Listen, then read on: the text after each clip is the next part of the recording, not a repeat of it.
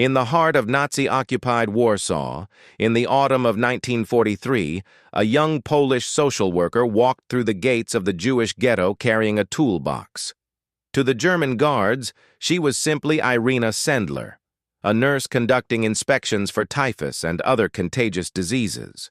They waved her through, barely glancing at her papers. But hidden in that toolbox, beneath the false bottom, was something the Nazis would have killed her for on the spot. The identity papers of Jewish children, and sometimes the children themselves, infants sedated to keep them quiet, smuggled out in toolboxes, body bags, suitcases, and even coffins. By the time the war ended, this unassuming woman would save approximately 2,500 Jewish children from certain death in the Holocaust. She would be arrested by the Gestapo, tortured until her legs and feet were permanently broken, and sentenced to death. She would survive by miracle, live in obscurity for decades, and only late in life receive recognition as one of the most courageous heroes of World War II. This is the story of Irena Sendler, a woman whose remarkable courage, moral clarity, and sheer determination to do what was right, regardless of the cost, stands as one of the most inspiring examples of human goodness in history's darkest chapter. It's a story of rescue and resistance, of networks and narrow escapes, of a woman who risked everything to save children she would never see again. But it's also a more complicated story than simple heroism. One involving impossible choices, moral ambiguity, and consequences that haunted her for the rest of her life. Irena Sendler was born Irena Krzyżanowska on February 15, 1910, in Warsaw, Poland. Though she spent much of her childhood in the small town of Otwock, about 15 miles southeast of the capital. She entered a world of empires in twilight. Poland had been erased from the map for over a century, partitioned among Russia, Prussia, and Austria. But Polish culture, language, and national identity had survived in the hearts of its people. Irena's father, Stanisław Krzyżanowski, was a physician who instilled in his daughter the values that would guide her entire life. He was a socialist with deeply held humanitarian principles, believing that all people deserved dignity, respect, and care regardless of their religion, ethnicity, or social class. These weren't just abstract ideals for him. They shaped his medical practice. In the early 20th century, anti-Semitism was widespread throughout Europe, including Poland. Many Polish doctors refused to treat Jewish patients or charge them inflated prices. But Stanisław Krzyżanowski treated everyone equally. During a typhus epidemic when Irena was young, he continued treating Jewish patients even as other doctors refused. The disease was highly contagious, spread by lice, and terrifying in its mortality rate. Stanisław contracted typhus from his patients. He died in 1917 when Irena was only 7 years old. Before he died, he imparted to his daughter a principle that would echo through her entire life. He told her, in words she would remember forever, "If you see someone drowning, you must try to rescue them, even if you cannot swim." It was a lesson about moral obligation that transcended self-preservation. You help people in desperate need, even when helping them puts you at risk. Even when it would be easier, safer, and more rational to look away. This principle, planted in childhood by a dying father, would blossom decades later into acts of extraordinary courage. After Stanisław's death, the Jewish community of Otwock, grateful for his care and sacrifice, offered to pay for young Irena's education. This act of gratitude forged in Irena a lifelong bond with the Jewish community and a deep sense of obligation to repay the kindness shown to her family. Irena attended the University of Warsaw, studying Polish literature, but she was more than just a student. She was an activist. At the university in the 1930s, a growing wave of anti-Semitism manifested in the ghetto benches, segregated seating that required Jewish students to sit separately from their Polish classmates. Many Jewish students chose to stand during lectures rather than accept this humiliation. Irena stood with them, literally. She refused to sit while her Jewish colleagues were forced to stand. She joined protests against the discriminatory policies and was suspended from the university 3 times for her activism. When she finally graduated, her academic transcript was marked, a notation indicating her opposition to the ghetto benches, which could have hindered her career prospects. But Irena didn't care about career advancement more than she cared about principle. This pattern would define her life, choosing what was right over what was safe, comfortable, or advantageous. In 1931, she married Mieczysław Sendler, taking the surname by which history would remember her. The marriage was troubled from the start. Mieczysław was not the man Irena had hoped he would be, and the relationship would eventually dissolve under the pressures of war and Irena's dangerous activities. But in the early 1930s, they tried to build a life together in Warsaw. Irena began working as a social worker for the Social Welfare Department of the Warsaw municipality. It was practical work, helping poor families access food, medical care, and housing assistance. But it connected her to the city's most vulnerable people and gave her administrative skills and connections that would prove crucial in the years ahead. On September 1st, 1939, Nazi Germany invaded Poland. The world would never be the same. The invasion of Poland was swift and brutal. The Wehrmacht used a new form of warfare, blitzkrieg or lightning war, combining tanks, aircraft, and infantry in coordinated attacks that overwhelmed Polish defenses. Within weeks, Poland was defeated. On September 27th, Warsaw surrendered after a siege that left much of the city in ruins. Poland was divided. The Soviet Union, which had signed a non-aggression pact with Germany just before the invasion, attacked from the east and seized eastern Poland. Germany occupied the west and central regions, including Warsaw. The Polish government fled into exile, eventually establishing itself in London. For Poland's 3 million Jews, about 10% of the population and one of the largest Jewish communities in the world, the Nazi occupation brought immediate persecution. Jews were required to register with German authorities. They were banned from many professions. Their property was confiscated. They were forced to wear white armbands bearing a blue Star of David, marking them as Jewish and making them visible targets. Irena Sendler watched these developments with growing horror. She had Jewish friends, colleagues, and neighbors.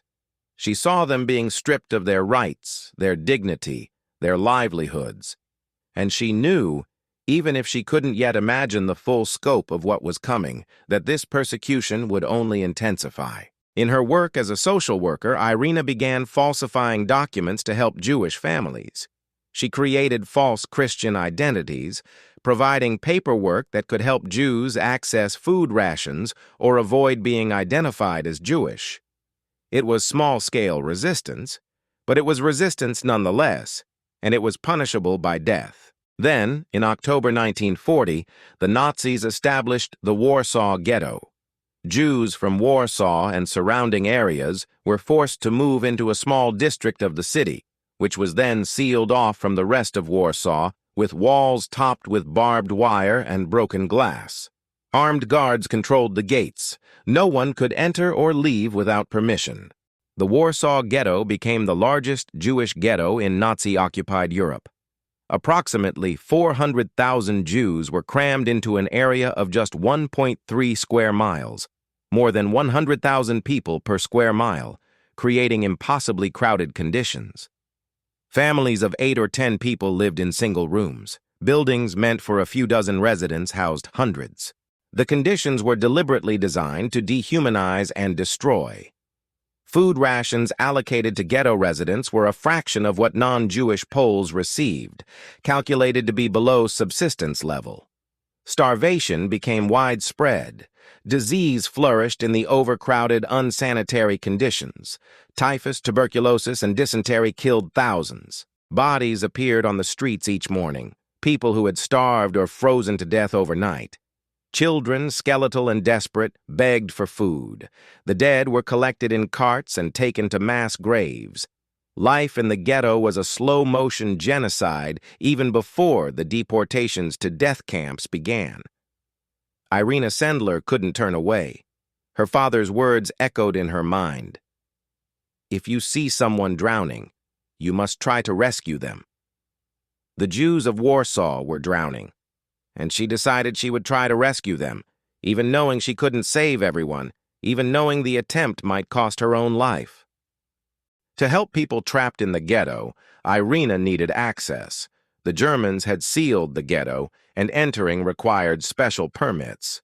Fortunately, Irena's work as a social worker provided a legitimate reason to visit. The Germans feared disease epidemics in the ghetto might spread to the Aryan side of Warsaw, so they allowed health workers to enter for inspections and sanitation work. Irena obtained a permit from the Epidemic Control Department, allowing her to enter the ghetto to check for typhus and other contagious diseases. This permit became her passport into hell and her opportunity to help. But Irena knew she couldn't work alone. Rescuing Jews from the ghetto, especially children, required a network of people. She needed accomplices inside the ghetto who could identify children who could be saved. She needed couriers who could smuggle children out. She needed people on the Aryan side who could hide children or place them with families. She needed forgers who could create false identity documents. And she found them.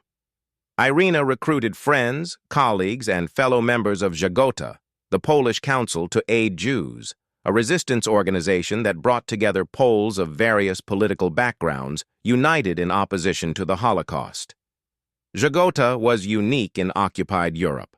A government-sanctioned, by the Polish government in exile organization specifically dedicated to rescuing Jews. Irena became head of Ghetto's children's division, coordinating rescue efforts across Warsaw. But she didn't lead from an office. She personally entered the ghetto repeatedly, each time risking her life. Her network included women like Irena Schultz, who helped smuggle children out, Jaga Piotrowska, who arranged hiding places, Władysława Marinowska, who placed children in orphanages and convents, Helena Szeszko, who created false documents. Each of these women, and dozens more whose names we may never know, risked execution to save Jewish children. Inside the ghetto, Irena worked with Jewish underground organizations and individuals desperate to save their children. She approached families and made an impossible proposition. Give me your children, and I'll try to smuggle them out and hide them on the Aryan side. It was an agonizing decision for parents. If they kept their children in the ghetto, the children would likely die, from starvation, disease, or eventually deportation to death camps. But if they gave their children away, they might never see them again. The children would have to take Christian names, live with Christian families, and pretend to be Polish Catholics. Young children might forget their Jewish identity entirely. Moreover, there were no guarantees. The smuggling operation might fail, and the child could be killed in the attempt. The hiding place might be discovered. The false papers might not hold up under scrutiny. Giving your child to Irena Sendler was a desperate gamble with the highest possible stakes. Yet parents made this choice. Hundreds of them. They entrusted their children, their most precious possessions, the center of their entire world, to this Polish woman with kind eyes and iron determination. They kissed their children goodbye, not knowing if they'd ever hold them again, and let Irena take them into the unknown.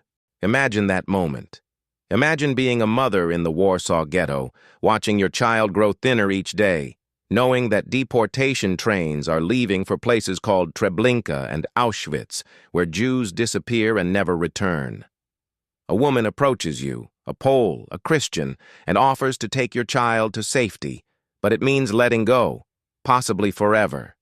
What would you do? Smuggling children out of the ghetto required ingenuity, courage, and sometimes shocking deception. Irena and her network employed multiple methods, each adapted to different circumstances and the ages of the children being rescued. For infants and very young children, Irena sometimes used an ambulance operated by the Epidemic Control Department. The ambulance had a compartment for transporting patients with contagious diseases, a section that German guards would be reluctant to search carefully for fear of infection.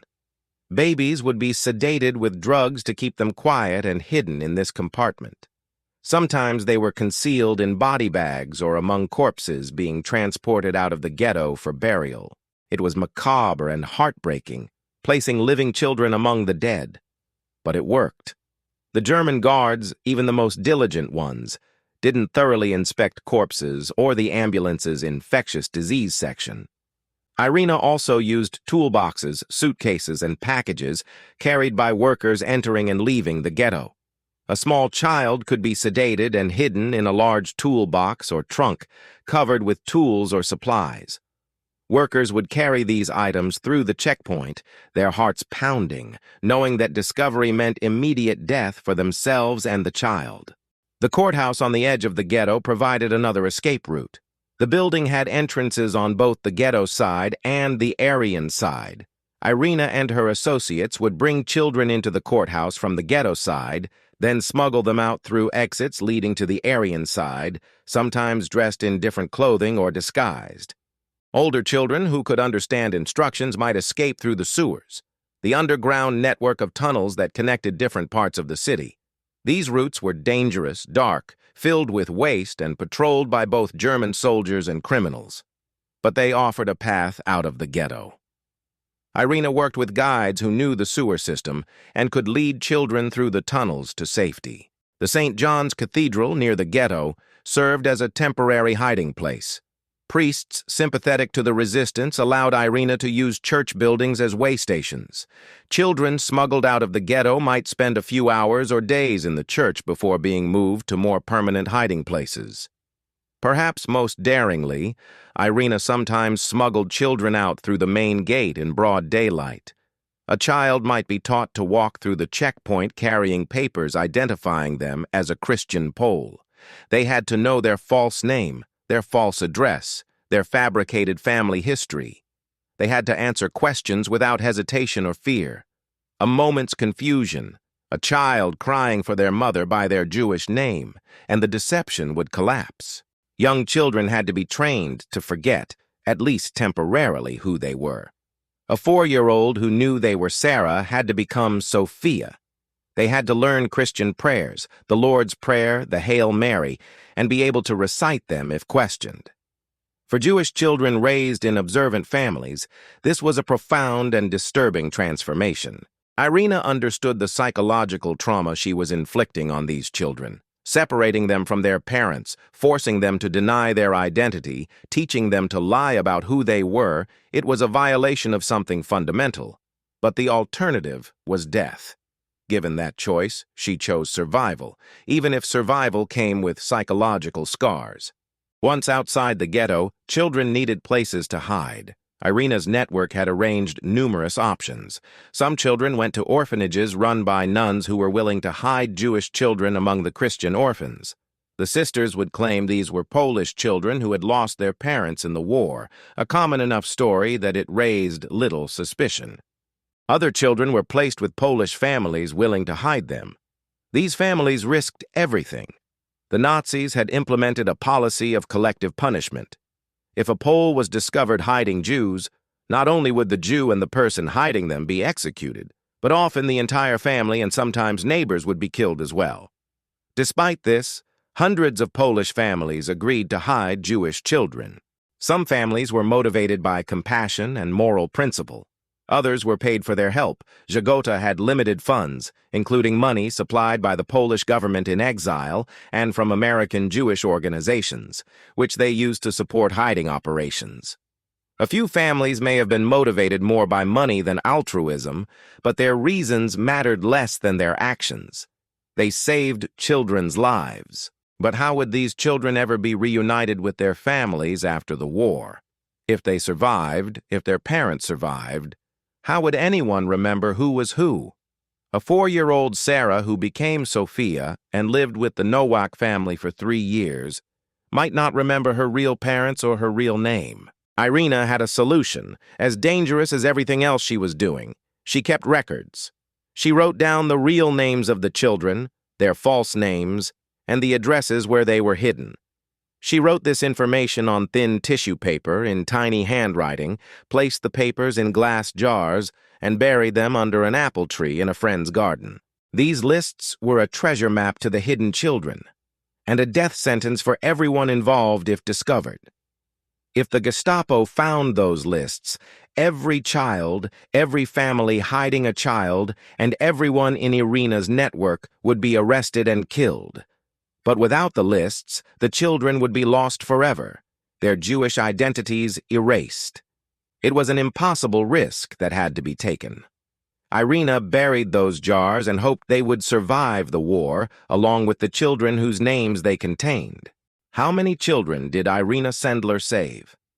The number most commonly cited is 2,500, a staggering figure that makes her one of the most successful individual rescuers of Jews during the Holocaust.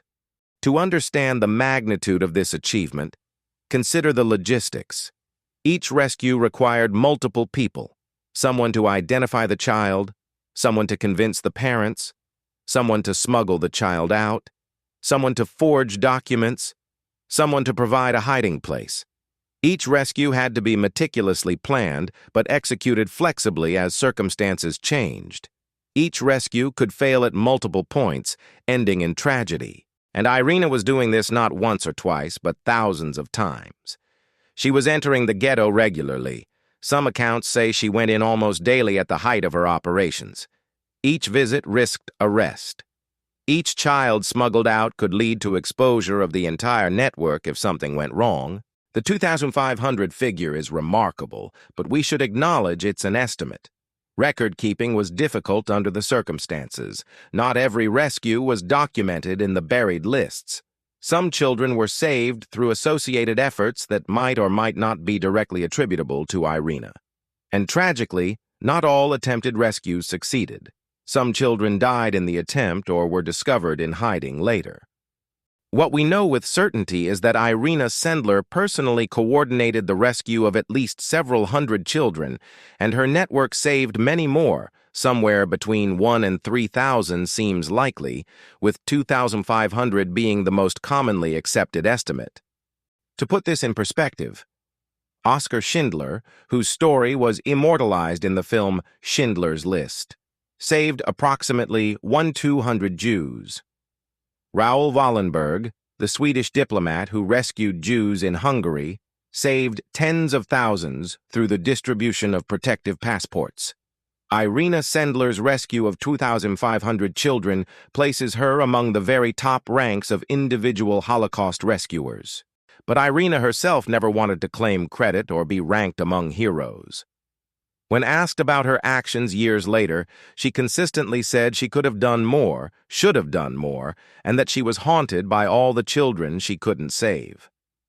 The life expectancy of resistance members in occupied Poland was measured in months, not years. The Gestapo and German security police were skilled at infiltrating resistance networks, following suspects, and breaking prisoners under interrogation. Irena's extensive operations involving hundreds of people created countless opportunities for exposure. On October 20th, 1943, the inevitable happened. Gestapo agents arrested Irena at her home. Someone had informed on her, we don't know who, or whether they did so voluntarily or under torture themselves. Irena was taken to Pawiak prison, the notorious German detention center in Warsaw, where thousands of Polish resistance members were imprisoned, tortured, and executed. At Pawiak, Irena was interrogated by the Gestapo. They wanted names of her accomplices, names of families hiding Jewish children, addresses of safe houses. They wanted to roll up her entire network and capture all the children she had hidden. Irena refused to talk, and so they tortured her. The methods used are documented but difficult to describe in detail. The Gestapo broke her legs and feet, shattering bones with clubs or by other means. They beat her repeatedly. The torture was systematic and professional, designed to inflict maximum pain and break a prisoner's will while keeping them conscious and able to speak. Irena endured this torture and gave them nothing. She didn't reveal a single name. She didn't identify a single hiding place. The glass jars remained safely buried. The children remained hidden. Her network remained intact. It's almost impossible to comprehend this level of courage. Physical torture breaks most people. That's why it's used. The pain becomes unbearable, and the human survival instinct overwhelms other considerations. People confess, implicate others, say anything to make the pain stop. But Irena Sendler, her legs shattered, her body broken, looked at her Gestapo interrogators and gave them nothing. She understood that revealing any information would mean death for children, for the families hiding them, for her fellow rescuers. She understood that her pain, as terrible as it was, mattered less than protecting those lives. After weeks of torture and interrogation, the Gestapo sentenced her to death. She was scheduled to be executed. The sentence was just by Nazi standards, for what she had done. The penalty for aiding Jews was death. The penalty for resistance activities was death. Irena had done both extensively. Her execution was certain, but she didn't die. Members of Ghetto, the Polish resistance organization, bribed a German guard to help her escape. On the day she was supposed to be executed, the guard reported that Irena Sendler had been shot and was dead. Her name appeared on public lists of executed prisoners, posted on walls around Warsaw as a warning to others. In reality, she had been smuggled out of Pawiak. She went into hiding, living under a false identity for the remainder of the war. Her legs and feet, broken during torture, never healed properly. She would walk with difficulty and pain for the rest of her life, a permanent reminder of what she had endured and what she had protected. Even in hiding, even injured, Irena continued her resistance work in whatever capacity she could. The war continued. More children needed saving. She couldn't simply stop because she had been arrested and tortured. That wasn't who she was. In August 1944, the Warsaw Uprising began. Polish resistance forces, seeing Soviet troops approaching from the east and hoping to liberate Warsaw before the Soviets arrived, launched an armed rebellion against German occupation. For 63 days, Polish fighters battled German forces in the streets of Warsaw. The uprising was a catastrophe. The Soviet army stopped its advance and waited on the eastern bank of the Vistula River, allowing the Germans to crush the rebellion. Hitler ordered the complete destruction of Warsaw. German forces systematically burned and demolished the city, block by block. Approximately 200,000 Polish civilians were killed. The surviving population was expelled. By the time the Soviets finally entered Warsaw in January 1945, the city was virtually destroyed. Approximately 85% of the buildings had been reduced to rubble. It was one of the most devastated cities in Europe. Irena survived the uprising and the destruction of Warsaw, though exactly where she was and what she did during this period is not fully documented. When the war finally ended in May 1945, she emerged from hiding, her body damaged but her spirit unbroken. One of her first acts after liberation was to retrieve the glass jars from beneath the apple tree. The lists had survived. She had the names, the false identities, the locations where children had been hidden. Now came the heartbreaking work of trying to reunite families. But there were almost no families to reunite with. The parents who had given their children to Irena, hoping to see them again after the war, were almost all dead. The Warsaw Ghetto had been liquidated in 1943 after the Ghetto Uprising, an armed Jewish resistance that the Germans crushed with overwhelming force, then systematically destroyed the ghetto and deported survivors to death camps. Of the approximately 400,000 Jews who had been imprisoned in the Warsaw Ghetto, only a few hundred survived the war. The vast majority of Irena's rescued children were orphans. Their parents, their grandparents, their siblings, all murdered at Treblinka, Auschwitz, or other death camps. The children had been saved, but they had lost everything and everyone else. Irena worked to ensure these children received care. Some remained with the families who had hidden them, having formed new bonds during years in hiding. Some were placed in Jewish orphanages established after the war. Some eventually emigrated to the newly established State of Israel or to other countries. But the reunification Irena had hoped for, children running into the arms of their surviving parents, rarely happened. Instead, there were children who couldn't remember their real names, who had been Christians for so long they had forgotten they were Jewish, who had no family left to return to. The rescue had saved their lives but couldn't undo the devastation of the Holocaust. This haunted Irena for the rest of her life. In later interviews, she would say, "I could have done more.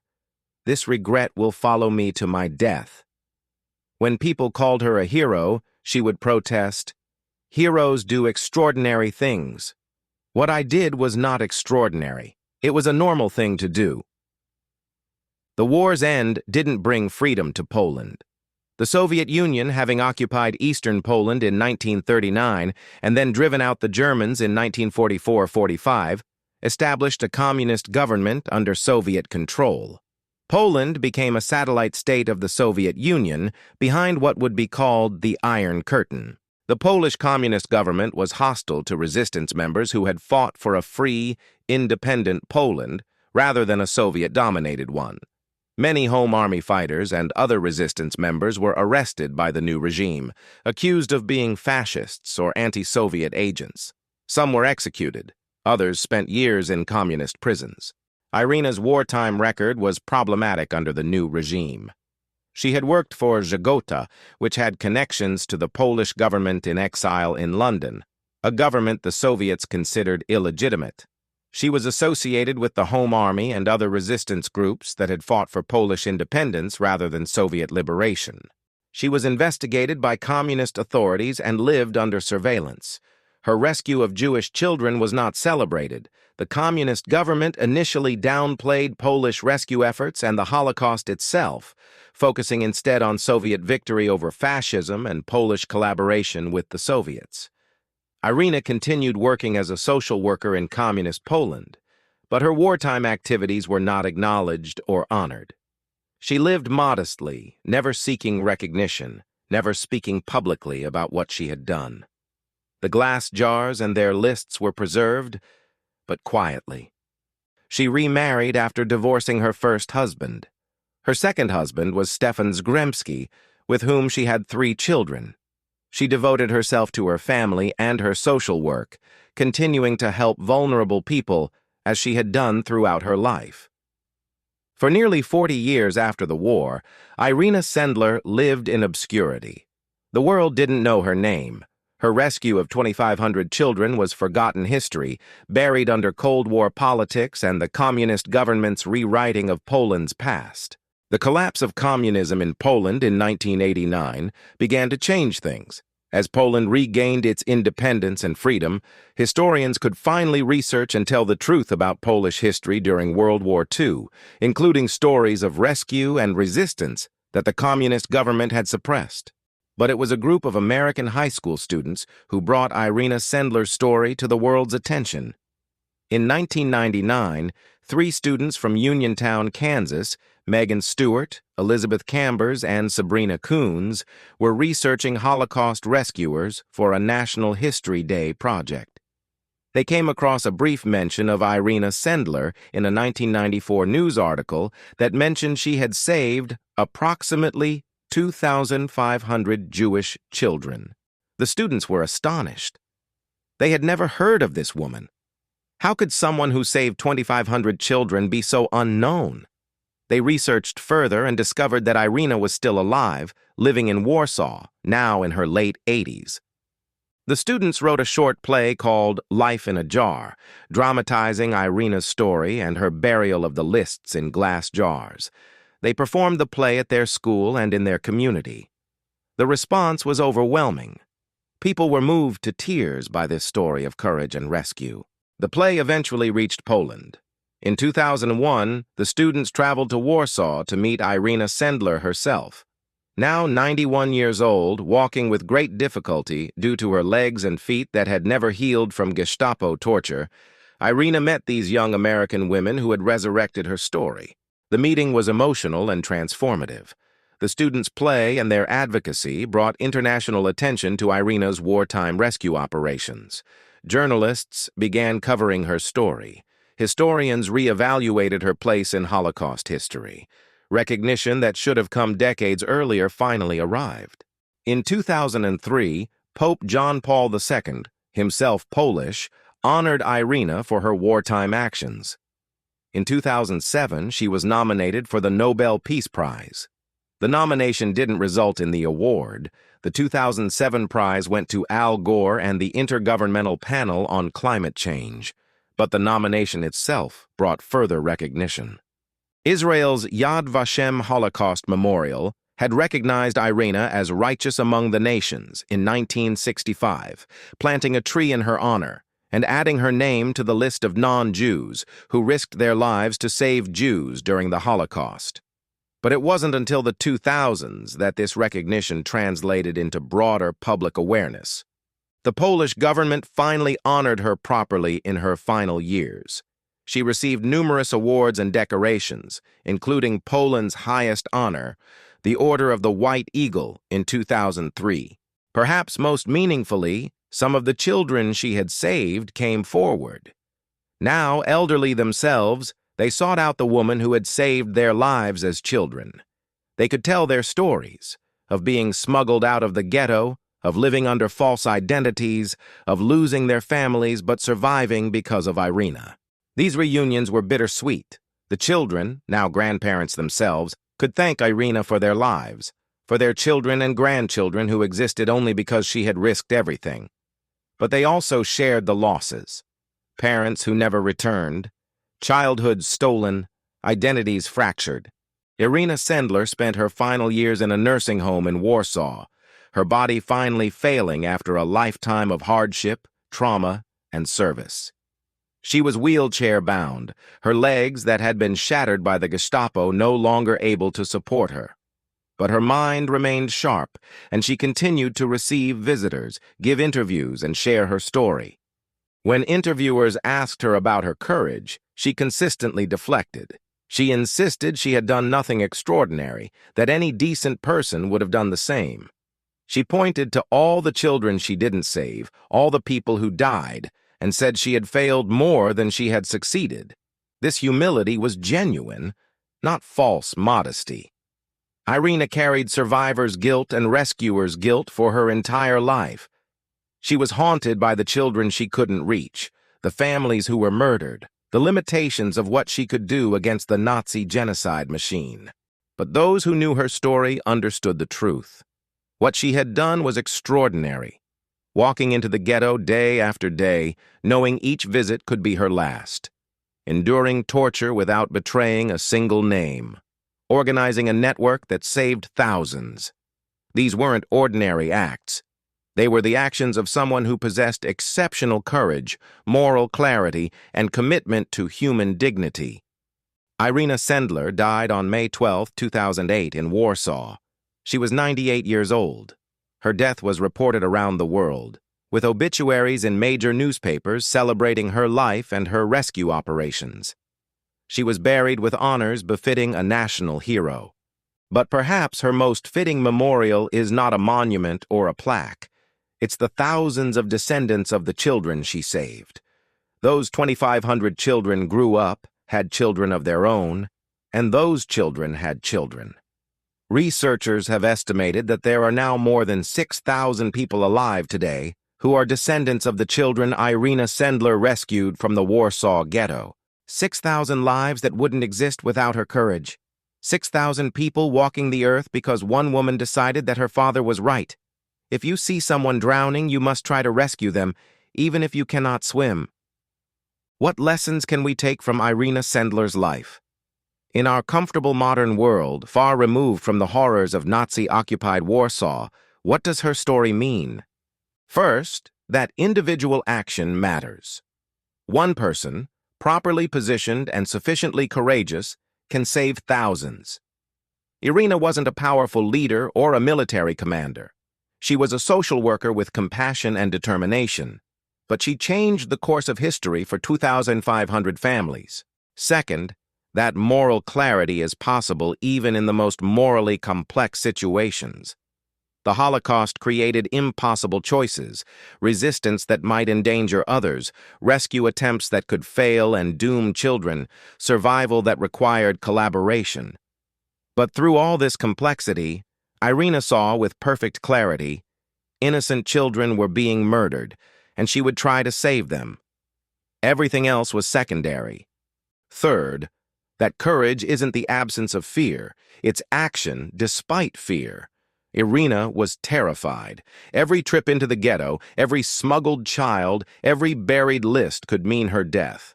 But she acted anyway. She risked everything, lost much, and never regretted it. Fourth, that true heroism is often accompanied by humility. Irena never wanted recognition. She never thought she had done enough. She lived modestly, worked quietly, and only accepted honors in her final years because others insisted. She represents the best kind of heroism, acts done not for glory but because they were right. Fifth, that ordinary people in ordinary times prepare themselves for extraordinary moments. Irena's father taught her to help those in need. Her university activism prepared her for resistance. Her social work gave her skills and connections. When the moment came to act, she was ready. Not because she had been waiting for a chance to be heroic, but because she had lived her entire life according to principles that demanded action when people were drowning. And finally, that the effects of our actions ripple forward through time in ways we cannot predict or measure. Irena died in 2008, but the children she saved are still alive. Their children and grandchildren carry forward the gift she gave.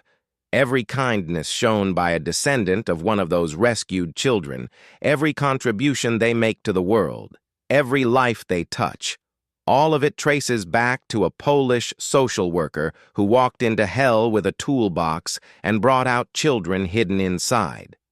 In the years after Irena's story became public, some of the children she saved shared their memories. Their testimonies provide glimpses into what the rescue meant from the perspective of those who were rescued. One woman remembered being 4 years old when Irena came to her family's apartment in the ghetto. Her mother was crying as she dressed her in the best clothes they had left. Irena gave her a sedative. The woman remembers a strange, bitter taste, and told her she was going on an adventure. She woke up in a strange bed, in a house she didn't recognize, with people calling her by a name that wasn't hers. She wouldn't see her mother again. For years, she believed the story she had been taught, that she was a Polish Catholic girl whose parents had died in the war. Only in her teenage years did she learn the truth, that she was Jewish, that she had been smuggled out of the ghetto, that her real parents had been murdered at Treblinka. The revelation shattered and rebuilt her identity. When she finally met Irena decades later, she had one question. Did my mother send me a message? Did she say anything for me? Irena's answer broke her heart and healed it simultaneously. Your mother said to tell you that she loves you and that you should live. That was all she wanted, for you to live. Another survivor, now a grandfather in Israel, remembered being 7 years old and walking through the ghetto gate with false papers. Irena had coached him for hours on his Christian identity. His new name, his address, his parents' names, Catholic prayers.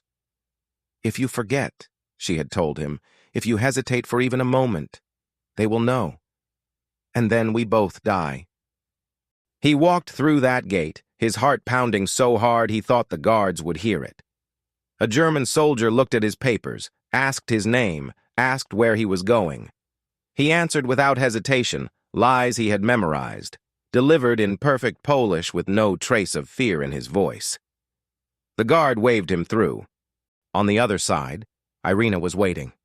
She took his hand and walked him away from the gate, not too fast, not too slow, just a woman and a boy walking down a street in occupied Warsaw. Only when they turned a corner out of sight of the checkpoint did she squeeze his hand and whisper, "You were so brave. Your parents would be so proud." His parents died at Auschwitz, but he lived. He joined the Israeli army, fought in 3 wars, raised 4 children, and has 11 grandchildren. All of them exist because Irena Sendler walked him through a checkpoint on a spring day in 1943. These stories multiplied as Irena's fame grew. Each one was different. Different methods of escape, different hiding places, different memories. But all shared common elements. A moment of separation from parents who loved them enough to let them go. A period of living under false identity. A lifetime of carrying both survival and loss. And gratitude. Overwhelming gratitude toward a woman they barely remembered or never knew at all. A woman who had given them the greatest gift, life itself. Today, Irena Sendler is remembered around the world. Schools bear her name. Books tell her story. The play Life in a Jar has been performed thousands of times across multiple countries. A feature film, The Courageous Heart of Irena Sendler, starring Anna Paquin, dramatized her rescue operations for a television audience. In Warsaw, a monument stands in her honor, a sculpture showing Irena leading children to safety, erected near the site of the Warsaw Ghetto. It's a place of pilgrimage for those who want to remember not just the horror of the Holocaust, but also the courage of those who resisted. The Irena Sendler Memorial Association works to preserve her memory and support education about the Holocaust and about rescue. The organization provides scholarships, supports historical research, and promotes humanitarian values. Perhaps most importantly, Irena's story serves as a counterweight to despair about human nature. The Holocaust revealed the depths of human evil, what people can do when hatred and ideology overcome morality. But rescuers like Irena revealed something equally important, what people can do when compassion and courage overcome fear. She proved that it's possible to resist totalitarianism even from within, that ordinary people with no military training or political power can still fight tyranny. That rescue is possible even in the most impossible circumstances. That individual moral choices matter even when systems of oppression seem overwhelming. Her story also highlights the role of women in resistance movements. World War II history often focuses on military campaigns, on generals and soldiers, on the male-dominated spaces of combat and command. But women like Irena fought their own war, a war of compassion, of social networks, of using the very assumptions that dismissed women as unimportant to carry out crucial resistance work. The Gestapo didn't take women as seriously as men. They didn't imagine that a female social worker could be running a sophisticated smuggling operation. This underestimation allowed Irena to operate longer and save more lives than might otherwise have been possible. Her story is a reminder that history is shaped not just by those with official power, but by people working in the margins, in the shadows, in the spaces that power overlooks. Irena Sendler's narrative raises difficult questions that don't have simple answers. First, there's the question of the children's identity. Irena saved their lives, but in doing so, she facilitated the erasure of their Jewish identity. Children who grew up in Catholic orphanages or with Catholic families often lost all connection to Judaism. Some didn't learn they were Jewish until adulthood. Some never learned at all. Was this a necessary price for survival? Absolutely. Would any loving parent choose death over identity confusion for their child? Of course not. But it's still a loss, a cultural and religious heritage interrupted, families torn apart not just physically but spiritually and culturally. Some of the rescued children struggled with this their entire lives. Who were they, really? The Jewish child their parents had named, or the Catholic child they had been taught to be? Could they be both? Neither. The psychological complexity of this split identity caused pain that no amount of gratitude for survival could fully heal. Second, there's the question of selection. Irena couldn't save everyone, not even close. Of the approximately 100,000 children in the Warsaw Ghetto, she saved 2,500. How were those 2,500 chosen?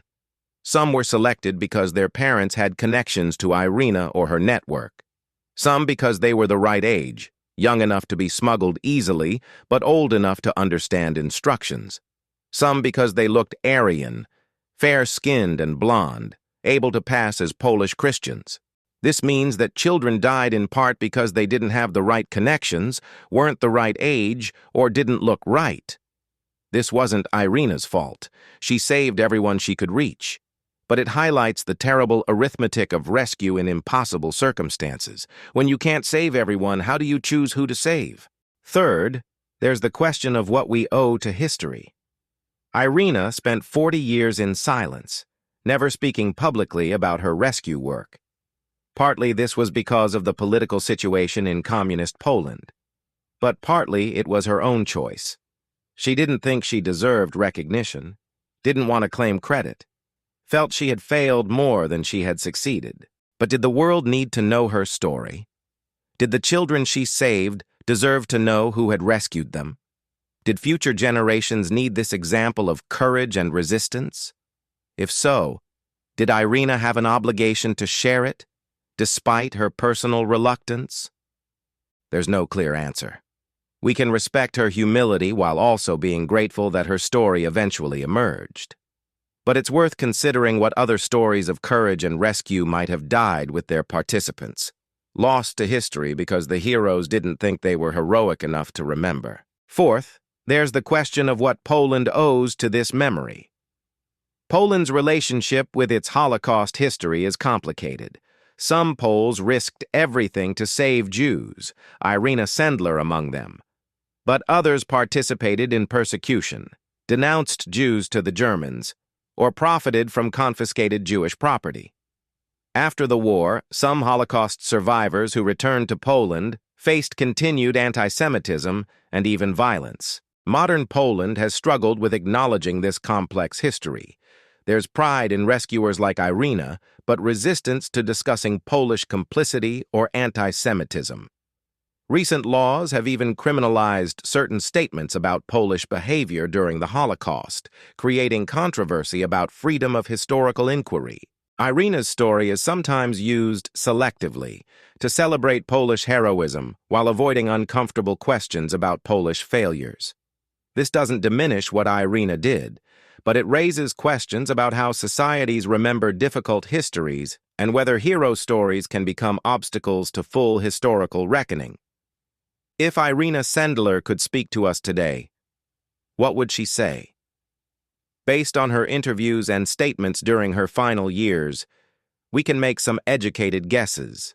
She would tell us that she was not special, that thousands of Poles helped Jews during the Holocaust, some spectacularly like her, others in smaller ways.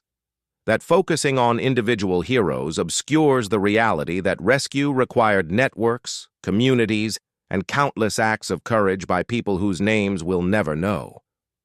She would remind us that she failed to save most of the children in the ghetto, that for every child smuggled to safety, dozens more died.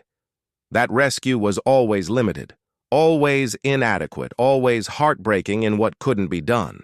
She would insist that what she did was not extraordinary but simply human, that in the face of people drowning, the only moral response is to try to save them, that this is not heroism but basic decency, and that the real tragedy is how rare basic decency became during the Holocaust.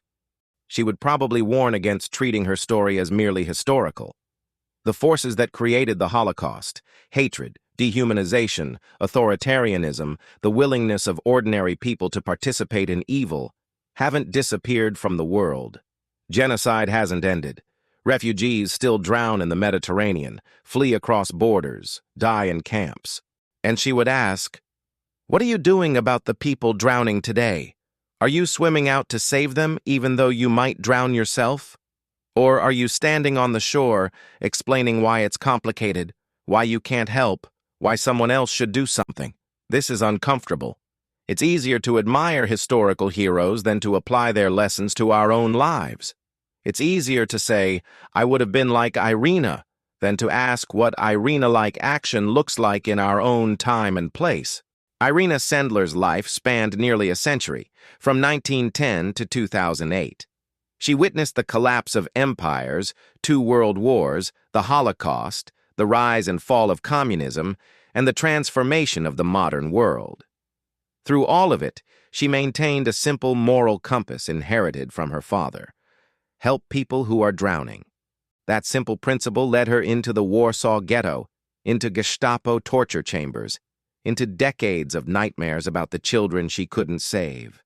But it also led her to save 2,500 lives, and through them thousands more who would never have been born without her courage.